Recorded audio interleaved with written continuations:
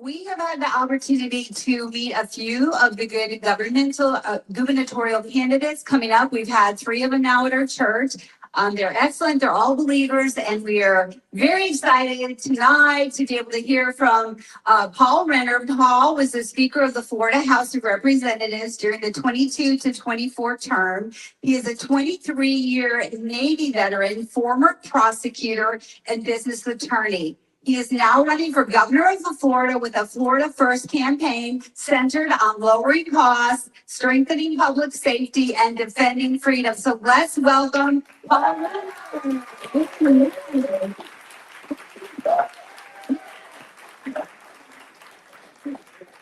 It's great to be with you guys. I've got my whole family here, which is unusual. My wife is here on the front row.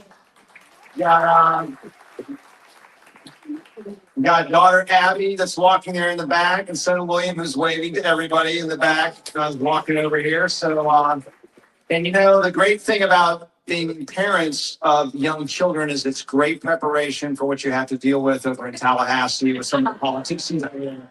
But it's super to be with you. Before I start talking about the governor's race, we just ended the celebration of 250 years. And so literally we're on the front side of the next 250 years. And I'm reminded of a quote from Benjamin Franklin. Has anybody seen the movie A Great Awakening?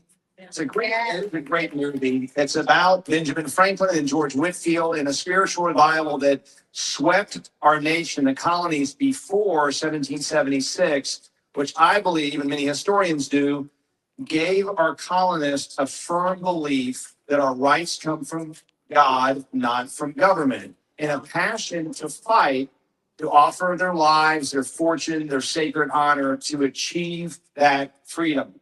And in the movie, Benjamin Franklin is quoted, it's a true story, about how he was looking at the chair that George Washington sat at in 1787. The revolution's over. We've had a false start. We're trying again with the U.S. Constitution that we have today to form that Constitution in 1787. He said, during the deliberations, we're fighting back and forth. I'm looking at the sun carved in the back of George Washington's chair, and I was not sure whether that sun, because it was a half of a sun, was rising or setting. But now that we've reached agreement, I believe the sun is rising on the new nation. And so the question for every Christian in this room, every patriot in this room is, what about the next 250 years? Is the sun rising or setting on America for the next 250 years? I believe there's three answers to that question, or three things we need to answer that question that are core to who I am and why I'm running. The first is we have to have a return to faith. Every believer in this room knows that. It was faith that powered a nation, understanding that there is a capital T truth. Postmodernism basically rejects any truth. Like Pontius Pilate says, what is truth? And so if we want to know what a nation without God looks like, just look around some corners of this country today, sadly, and you will see the answer. We also need a return to family and a recommitment to our families. As a father of young kids, I know that strong families are far more important than strong governments ever will be. And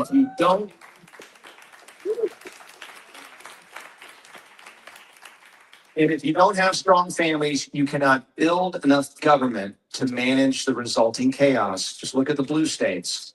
And as a veteran of 20 years and 2 wars, we have to return to patriotism and love of country. Faith, family, and patriotism. And that will give us a sun that is rising for the next 250 years. So what about the governor's race? I don't want to go backwards, and the reason I'm running is because I wasn't going to sit on the chair and watch what I believe would be taking our state backwards from Governor DeSantis. And you want a proven leader. And so I didn't run until I spent a lot of time in prayer. My wife was there before I was, because I knew, what we're up against is really kind of a David and Goliath type struggle. But I love the passage out of Isaiah 6. I don't like that. I don't like it either, buddy. It's okay. But I love the passage out of Isaiah 6. Here am I, send me. And to me, that is really the model for leadership, because wherever God puts us, it should be that we walk with faith and obedience without condition or caveat. It's not where am I send me unless the weather's bad. We had bad weather the whole way down, accidents, people sliding off the road. It's not here am I send me unless the media comes after me or I lose friendships for speaking up for the truth. It's just go. It's a ride or die with God. And so you have to be wherever you are today, be with him, walk in faith and obedience. And so you want a proven leader. After I prayed about it, you want a proven leader who's been battle tested to step into the role of leading the free state of Florida. At age 23, I was navigating through mine-infested waters as a young naval officer on the USS McInerney in the northern Persian Gulf.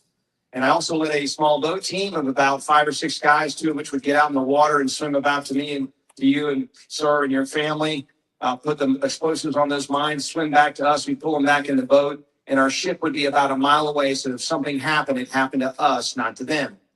20 years later, as a Navy commander, I led a team to stop foreign fighters from coming into Afghanistan to kill and maim Americans.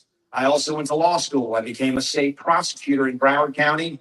For those that don't know Broward County, it ain't Martin County, okay? It's not most counties in Florida, thank God. It's a hard place to be a prosecutor, but I was a supervisor as a misdemeanor lawyer where their Dolphins player got arrested or something controversial. And when I finished, I was a lead in the felony trial unit up to second-degree murder cases. And I've tried habitual and violent habitual offenders. And I knew what that kind of battle testing is to protect our community, where you have a victim beside you, a jury in front of you, and you've got to convince that jury beyond a reasonable doubt unanimously to put that bad guy away, or he will create another victim, which is why we call them habitual. I've started my own business, been a partner in a business, and of course, led the Florida House with about 500 employees for 2022 to 2024. And so you want that battle-tested experience. You also, though, want someone who can deliver results, because at the end of the day, that's what it's all about. Can you show up and get the job done? There you go. And so as a veteran, any veterans in the room or spouses of veterans, thank you, guys. Thanks, ladies. Thank you. Thank you. Every veteran knows it's not about us. It's about putting the mission first. That's drilled into your head. And we put the mission first. As a leader in the Florida legislature, I wanted to deliver as many conservative wins in the 2 60-day sessions I had in leadership until I termed out in 2024. And that is exactly what we did. Governor DeSantis described those 2 years as unmatched. He said we accomplished more in those 2 years than any other legislature in America. James Madison called the first year, the session of the century, because we focused on the mission. I don't know about you, but I'm sick and tired of politicians that get into office and all they do is self-promote, get rich, have fun, and they've forgotten about we the people. That's right. Yes. And so, a real quick greatest hits, and I want to go into the future, spend most time on that, and if we have time to take your questions. But we balanced our budget. We had record tax rates. Those 2 years, we cut more in taxes than any other 2-year period. We took a little bit of state debt we have and paid some of that off ahead of schedule to return those interest payments back to we the people, back to taxpayers. We stood up for choice in education, educational freedom by passing HB1. If you're familiar with the Family Empowerment Scholarship, so if you're on the PEP program, a homeschool parent, or to send your kid to a faith-based school, by making it universal for every parent in the state of Florida. We got the indoctrination out of schools and said, teach reading, math, science, civics, make the high school matter again. We stood up for parental rights. We defended life by passing the Heartbeat Protection Act. That's right. And I believe life begins at conception, just for the record. We should protect it from conception to natural death. We went as far as we could get the legislature to go to protect children at the moment that they have a beating heart. We stopped transgender surgeries on minors.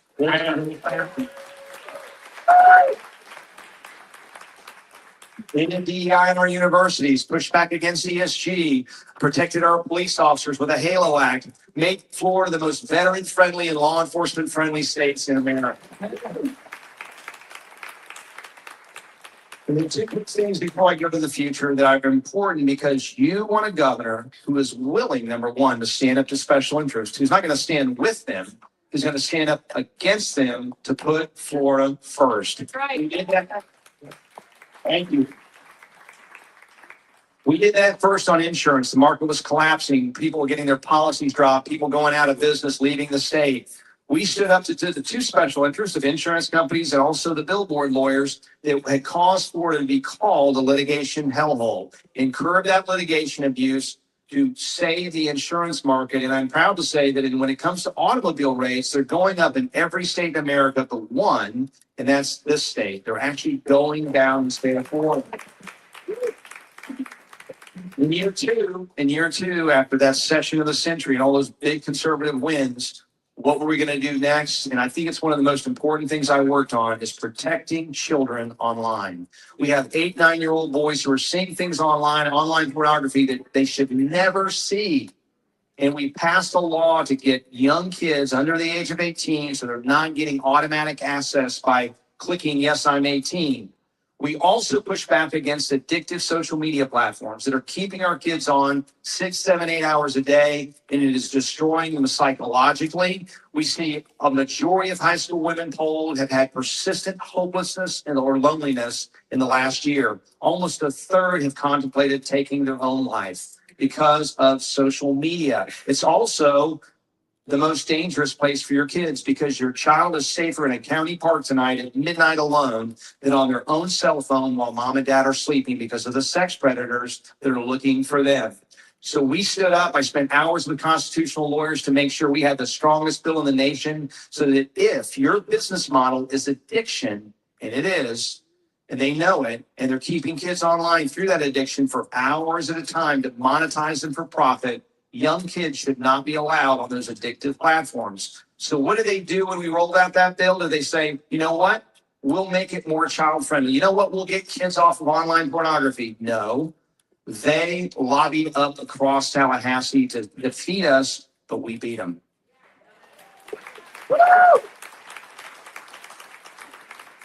And when we beat them, and the governor signed the bill, did they then say, we'll make it child friendly? No, they sued us. And we've beaten them every step of the way.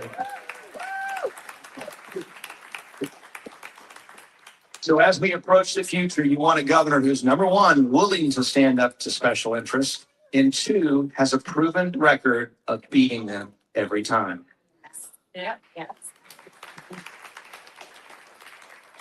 So Florida, because of our success, has become a victim of our success. Millions of people are flooding into our state, much like immigrants are coming in from failed countries. We have people now coming to Florida from failed blue states, flooding into Florida. And so, like I joke, if I could, I would build a wall at the Alabama-Georgia line and if you pay for it.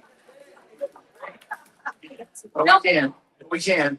But we've got ways to do that. And so I have announced our contract with Florida, which is my written pledge to you, for the boldest 100-day agenda of any governor in the state of in the nation to make sure we're getting after conservative priorities in the first 100 days, beginning with affordability.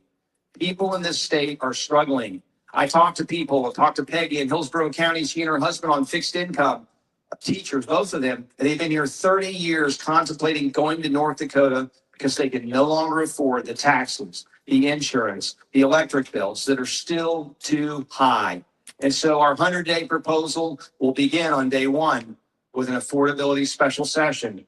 I'm the only candidate in this race that actually has a plan to eliminate homestead property taxes, take care of our small businesses and renters too, through a combination of significant savings at all levels, state, local, universities, special districts, as well as replacement taxes that shift the burden away from people who make Florida home to those who vacation here and those who speculate here, like private equity, out-of-state private equity that's purchased over 100,000 single-family homes and turned them into rentals.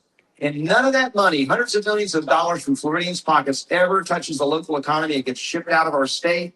And it also is not available for anyone to purchase a home and live their own American dream.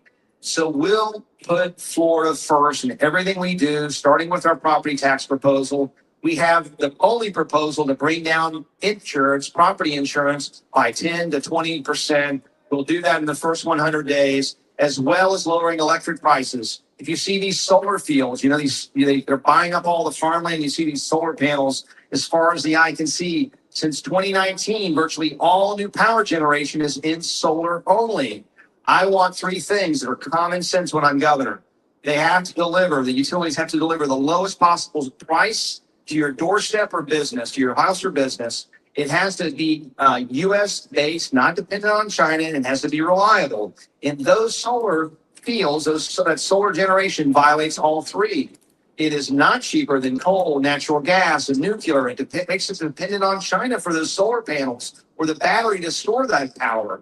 And it's not as reliable as 24/7 fossil fuels or nuclear. It just isn't. So we have a plan to bring that down, and that will be a fight with special interest I'm willing to take on and win.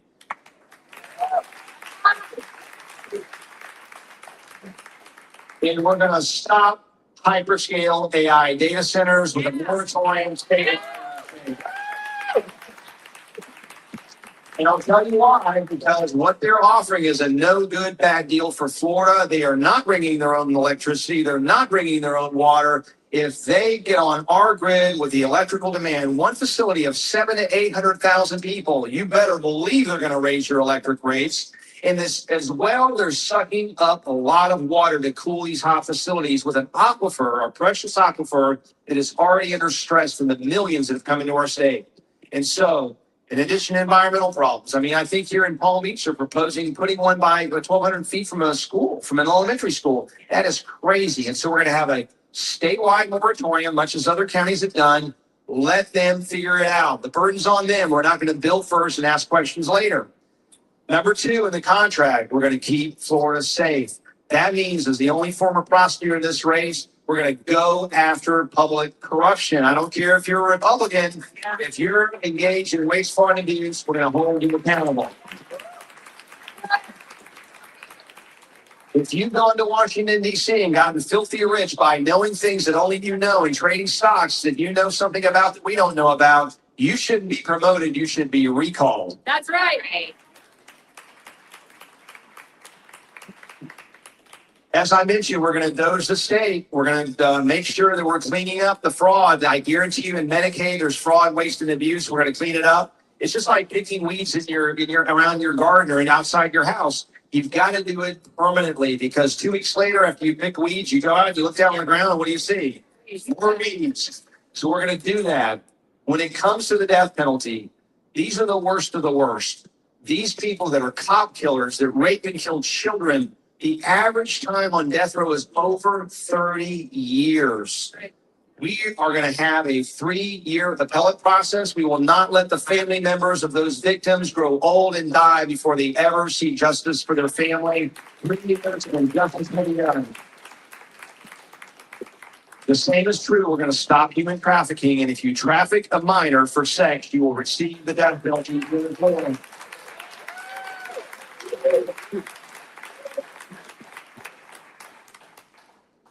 We're going to make sure we lean into health freedom. Any health freedom folks out here? All right, we got some. We're going to end mandates. We're going to make sure to pass the Medical Freedom Act. We're going to have parents make decisions about their children's medical health and their mental health. We're going to make sure that we keep our air free of any kind of spraying overhead. We're going to protect our water. We're going to protect our water from forever chemicals, and I will hold in sacred trust our air, our water, and our land. We will not let a land remembered become a land forgotten. That's right.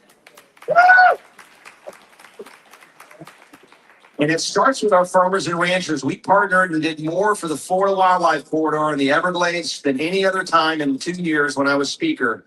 Because you know what? The first environmentalists were not purple-haired Antifa activists. They were farmers and ranchers who understand the importance of stewarding the land. And we will steward it when I'm governor. What are we up to? Number 4, we're going to keep Florida free. And that means leaning into election integrity, one illegal ballot is one too many. We will be the gold standard for the country and the world when it comes to free and fair elections. We'll promote the Second Amendment by codifying the decision on open carry by the first DCA and also repealing the restrictions in the Parkland bill that never should have been there in the first place. We did end gun-free zones in that bill. We did arm teachers in that bill. We did a lot of good things in that bill. I don't know why those other parts were in there, but we're going to get them out in the first 100 days and make sure we return our Second Amendment to where it should be here in the free state of Florida. And we're going to pass an AI Bill of Rights. And why? Because I talked to you about social media addiction. AI takes us to a whole new level. The governor proposed, and unfortunately, the legislature did not pass. And why is this important? Because when your child, if they're depressed from social media, comes to you and says, I'm depressed and contemplating taking my own life, you would stop whatever you're doing to make sure that never happens. If that child asks AI the same questions, they'll say, here's 5 ways to do it. That's why we need protection, because as governor, I will always ensure that human beings are in control of our technology, not the other way around. And that includes things like the surveillance state. I was an intelligence officer in Afghanistan, and I saw some pretty amazing technology that we have to get bad guys, but God help us if it were ever turned on us. So whether it's flock cameras or some other form of surveillance that could turn our country into a country like China, we have to be very, very vigilant over civil liberties. And I will always, always stand in front, if I have to, of a moving train to protect your civil liberties, your data privacy, and to keep the free state of Florida free. And finally, I've talked to you about a leader who's been battle tested. I talked to you about a proven leader who's delivered results, because at the end, that's what matters. A leader with vision, and I laid out the contract with Florida, which you can see on voterenner.com. Finally, you want a leader who runs to the fight and doesn't wait for the fight to come to them. That's why we love President Trump. That's why we love Governor DeSantis. And so the tell, if you will, between me and the other candidates is you want the true conservative warrior. Everybody's a campaign conservative, but few true believers. So I and I alone in this race joined the governor in 2022 and 2024 to fight to put common sense conservatives into our school boards and get the woke school board members out so we're not indoctrinating, we're educating. And as well on Amendment 3 and 4, I traveled the state, I wrote op-eds. In 2024 alone, spent over $2 million out of the political committees we all raise money into that I can't spend in this governor's race to make sure that after election night, we didn't wake up as an anything goes pot state, as an anything goes abortion state. I wasn't going to let that happen. And that is what you should expect from leaders. It should be the rule, not the exception. Others sent out a tweet on social media. That doesn't get it done. It almost passed. They will be back. And why would you believe that the others will stand up and fight to beat the left when they weren't here 18 months ago? We will fight, push back against the special interest, because, my friends, the only interest that is special to me when I put Florida first is each and every man, woman, and child in this state. God bless you.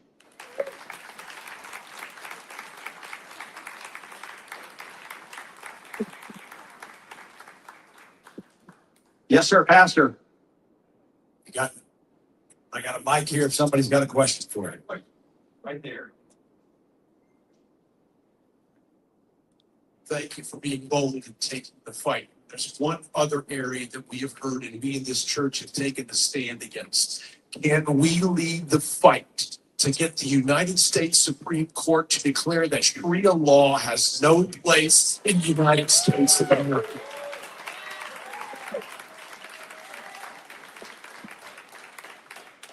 You just reminded me of what I forgot in my little stump speech here. But I talk a lot when it comes to freedom about pushing back against the threats to the free state of Florida, the red threat of China and the green threat of Islam. And during when I was speaker, passed a bill that said no purchases of land, farmland or military bases from China. I would extend that. We're not going to allow professors or students into our universities. As an intel officer, if they're coming from a communist nation, they are spies, and we're not going to let our enemy, China, come in and do anything in this state to have any influence with respect to Islam. I just posted about this today. no one has been more honest and steely-eyed on this issue. We have 500,000 Muslims in Florida today. They're calling Tampa the new Dearborn. I spent my whole time in the military. They told us we have to fight them abroad so we don't have to fight them where? Here at home. And then we just said, come on in. This is suicidal empathy to allow a system that is incompatible with the American Constitution and the American way of life. I had a press conference in Tampa purposely to clearly state my position. You can see it at voterenner.com. Again, people talked about Sharia, but nobody's been as steely-eyed to say, I will ask President Trump and our federal legislators to permanently stop all immigration from those countries, to denaturalize and deport those in Minnesota that are engaged in either tax fraud or they've committed any kind of material assistance to terror or have ties to terror. We invite people in as family members, and if they're coming in after we welcome them with open arms to kill us, they should be convicted and sent out of the country. As governor,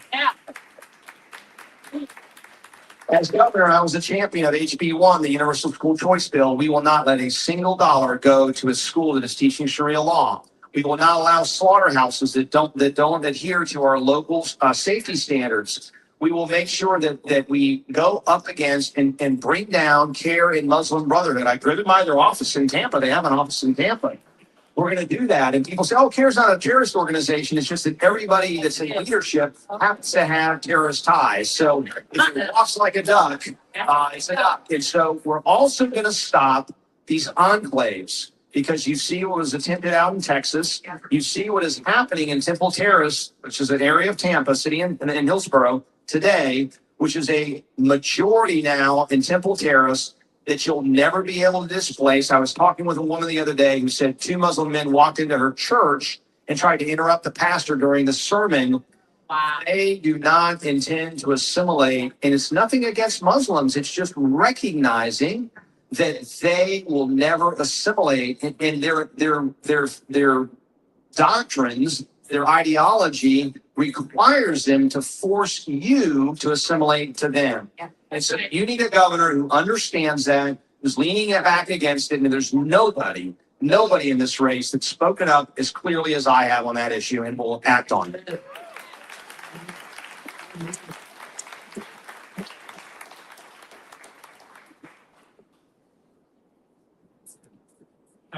You're getting your steps in, Pastor.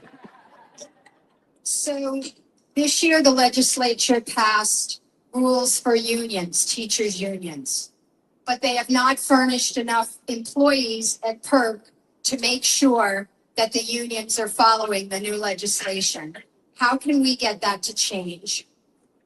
Well, I can just tell you, I'm going to lean in on enforcement. This goes to not just the unions at the K-12 level, but also we got rid of DEI in the universities. They're still doing it. I mean, they're just changing the name. And so you've got to have a governor who's willing to pull it out by the roots. And that means enforcement, continual enforcement of those laws. Because I know they made an adjustment, because whatever we passed that you're talking about was actually, I think it was during my watch as speaker, but so I think you guys came back in and tightened it down a little bit because they were evading it somehow. There was some kind of loophole in there that they were getting around it. And what she's referring to is a recertification, I think every 3 years, where just like I have to run when I was in the House, or Toby was in the House, we have to run every 2 years. If you want to do a good job, vote us out of office. Why shouldn't unions have to do that every 3 years? Or maybe HOAs for that matter. Yeah. That's the day. The point is that we have to enforce those rules. Our heartbeat bill, we have to enforce those rules against abortion clinics, which are not always following those rules. The left does not, we've seen this over and over again. We pass a law, they ignore a law. And so we're not going to let them. Look, all of us that sat, for 50 years with Roe v. Wade and just said, well, that's the law of the land because seven lawyers on the Supreme Court said so. We've got to be able to get them to follow the law like we follow the law, even when we don't like the law. That's America. You have to adhere to the rule of law, or there is no rule of law. And so if they can't do that, they will be removed from office. I've joked with somebody said, Monique Worrell, who's in Orlando, that prosecutor the governor removed. He said, do you think the governor will do it again? I said, well, he's already done it once, so if he wants to do it a second time, but I haven't done it once. So get ready. We're not going to let shortless prosecutors let criminals run amok in our communities, and that's what we see in some places. So the left does not care about the law, and we're going to have to enforce the law. That means maybe removal. Yes, ma'am. Oh, I'm sorry. Got one over here. Yes, sir. It sounds like you're the conservative candidate that the Christian church needs to get behind. And I guess the question is, how do you leapfrog the front runner and win the election? Right. How do you do it? Yeah, well, it's really a fair comparison, and if you know the FCA, Keith Law's group, Florida Citizens Alliance came out and marked me as the only one that was the green check, most qualified. I believe that I am the right candidate for anyone, in the faith community, the pro-life community, pro-family community. If you want to characterize those 2 years when I was speaker, we protected children and defended childhood. And there's a spiritual component to this I've seen so clearly at this point. And so if you want somebody who's going to stand up and fight every single day for capital T truth, no matter whether it's popular or not, because pro-life, we're not a pro-life state, but I'll stand up for life from conception to natural death is one example. And so how do you beat a Trump endorsed candidate? How did the guy who won in Iowa, who won in Georgia, who won in South Carolina win? He's 0 for 3 right now. And look, I love the president. I was up at 3 in the morning, hugging my wife, high-fiving my friends. But if he knew what I knew, I don't think he would ever have made that endorsement. And the more I'm in this race, the more I see that. I wouldn't be in this race if I thought the Trump endorsed candidate was fit for office, to be candid with you. And so the answer is you. The answer is you, and it means 10 people or 100 people sharing with 100 people, sharing with 100 people. We had a great debate about a week ago. Did anybody see the debate? Yeah. Okay. Some people did. If you didn't, pass that around. My opponent won't debate. If you can't debate with Republicans, how in the world can you stand on the stage with Democrats? How in the world can you defend the free state of Florida if you're not willing to stand up and answer the why question? Why are you running, and why should we vote for you and not the other candidates? That question has gone unanswered. And if he can't answer that question, he should not be our governor. And that's only the start of it. Trust me. Yeah.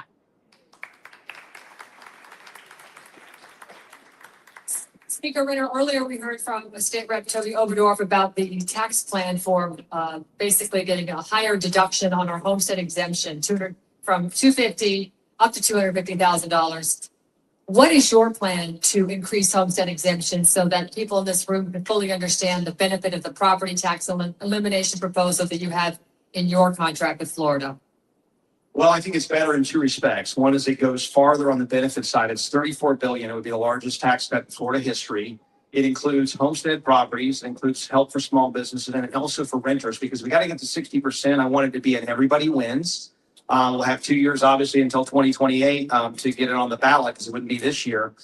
But it's better on the benefit side because the current proposal does not eliminate all homestead property tax. If you get sick, lose your job, you're on fixed income, and you can't pay your school taxes, which will still remain, they'll still take your house. So the goal that the governor set out, that at some point you own your home, you don't rent it from the government, has not been achieved by that proposal. Now, you can say it's better than nothing, but I'm just telling you why my proposal is superior. At the same time, the governor wanted some backup for fiscally constrained counties that have a disproportionate amount of property taxes that go into first responders, police, fire, schools, infrastructure, core government services. My plan has $10 to $20 billion of savings. Up to 18 billion would cover all of the homestead, like all of it. But if we want to do small business and renters, or we don't see as much savings as I expect out of the 200 plus billion we spend every year, I think we can cut, less than 10% or is reasonable. But if we don't, I've got up to 24 billion in replacement tax. So I say up to, I don't think we need to get anywhere near that by taxing a little bit more on tourists, a little bit more on the Amazons of the world that kind of shell game their revenues in Florida, more on private equity. They would pay more. I mentioned if they have multiple homes or buying up homes to turn them into rentals. And then a one-time charge doc stamp when you buy a home or a business. If you own one, you don't pay that. If you're a Florida resident and you've never owned a home and you buy one, you don't pay that either, because I want to incentivize home ownership. If you got a 35-year-old living at home with you, I got the plan. We're going to get him a house. We're going to get him out of the house.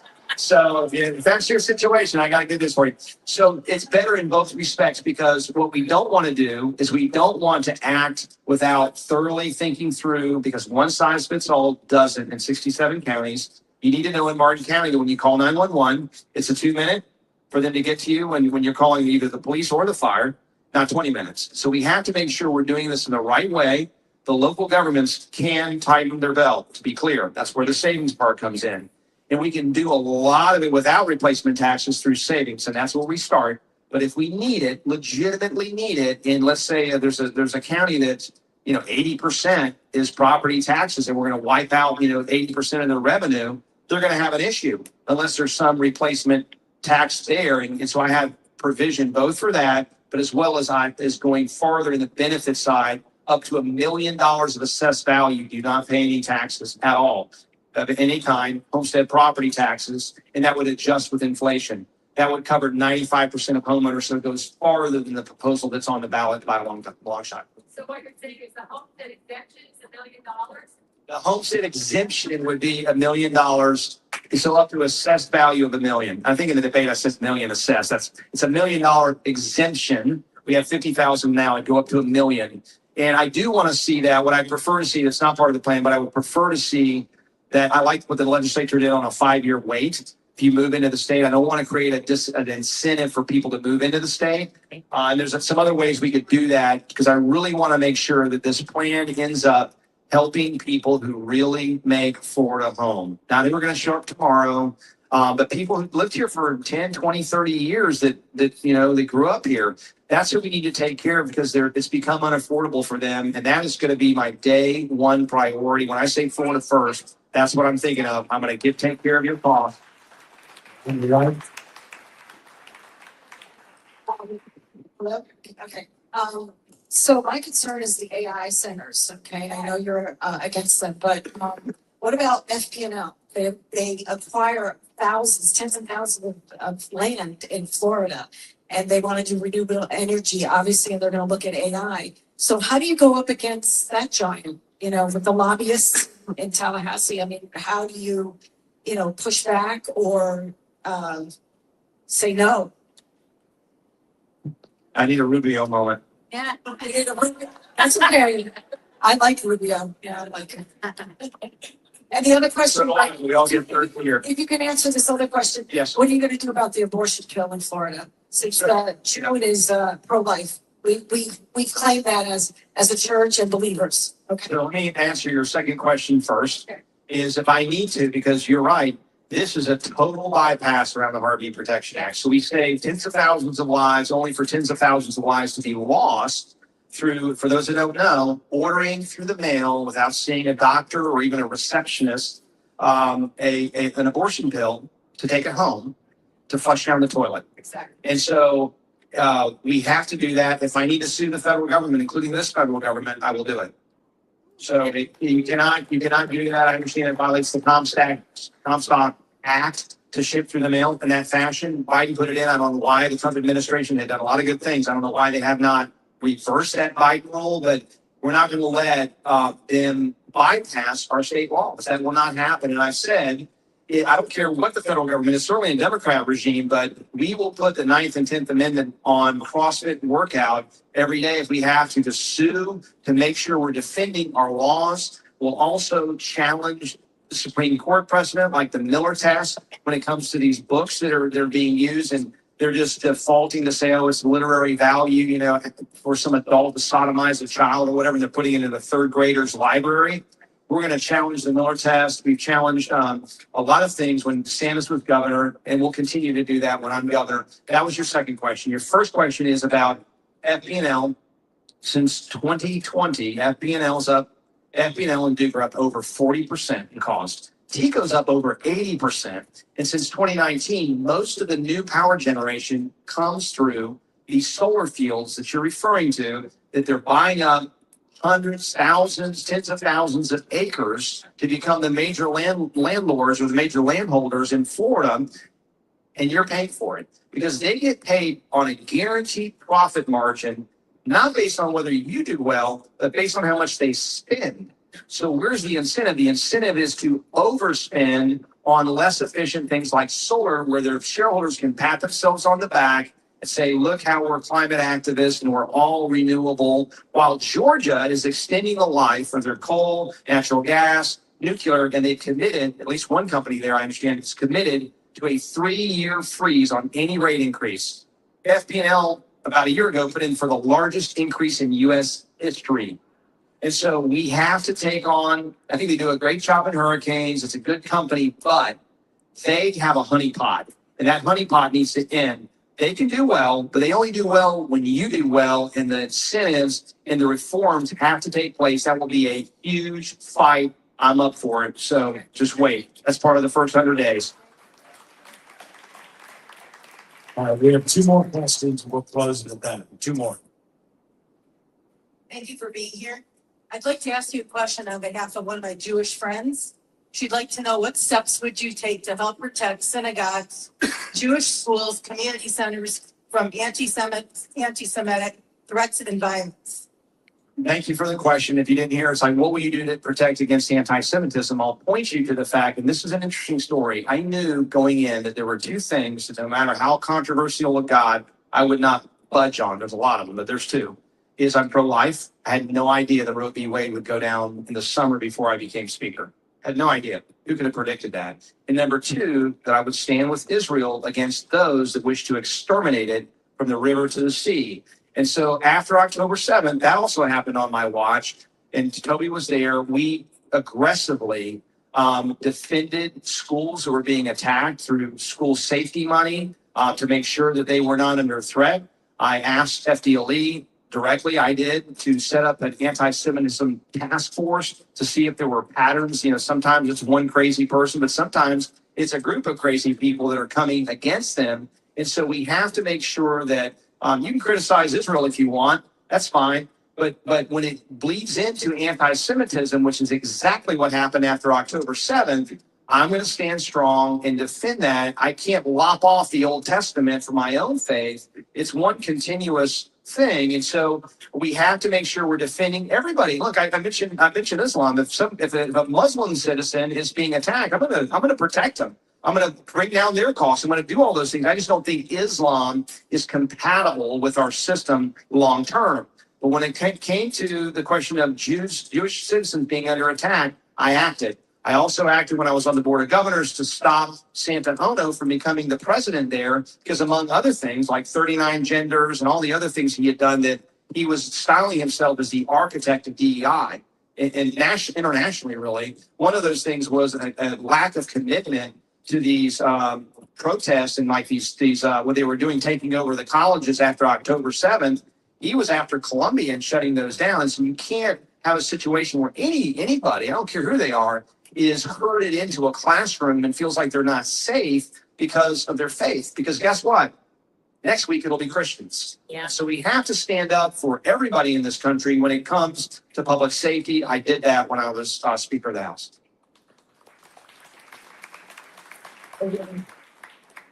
So you're in Martin County.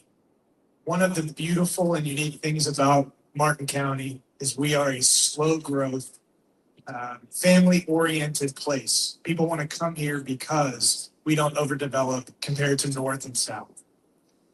One of the hardest things that we've had to wrestle with has been the erosion of home rule from Tallahassee, particularly Live Local Act, which happened, when you were driving the bus. There is, in Martin County, we talk about affordability, but I want my kids to be able to have a place to work and have a high-paying job so they can afford to live here. When we convert administratively, without any regard to our comprehensive plans, commercial and industrial jobs producing land into apartments so people can move here from New Jersey and New York and Fort Lauderdale, this is a direct assault on our ability to have a functional community in Martin County. Will you commit not to reforming, not to augmenting, but to repealing Live Local Act in all of its forms so that we can have our comprehensive growth management plan and run our municipality without overreach from Tallahassee? So the answer is yes. It's not just Live Local. As you know, since I left, there's SB 180 that passed after I was gone and termed out.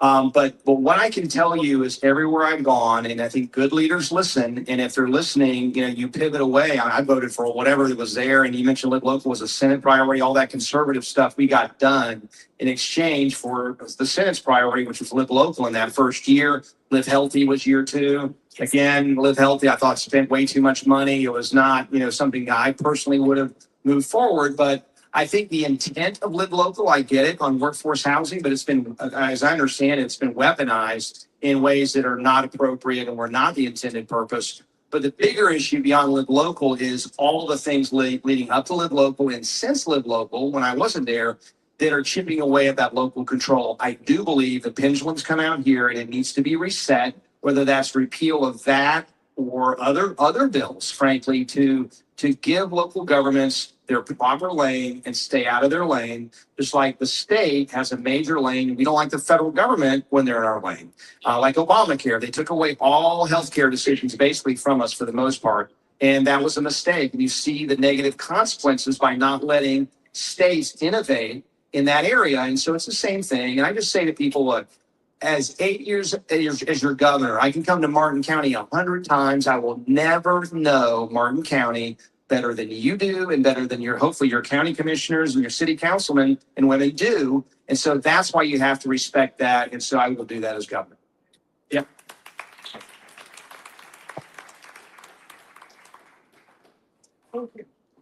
If I can just say before I think I mentioned voterenner.com, we would love, where's Bud? There's Bud.